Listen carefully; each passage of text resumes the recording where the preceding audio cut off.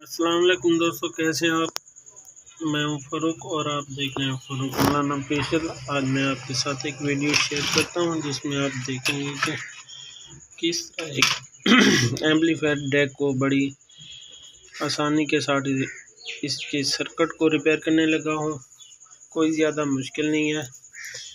ये circuit D313 single IC में होता है। इसके 2 ट्रांजिस्टर होते हैं और बाकी इसके 2 कैपेसिटर होते हैं। ये 25 वोल्ट पे चलता है।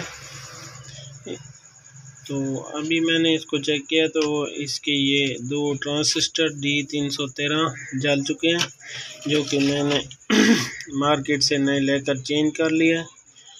तो इसको दोबारा लगा के चेक करते हैं आया कि ये ठीक हुआ है या नहीं। तो वीडियो को शुरू करने से पहले तमाम दोस्तों से गुजारिश है कि प्लीज़ फ़ारूक मौलाना ऑफिशियल को सब्सक्राइब करें और अपनी कीमती राय को इजहार करें।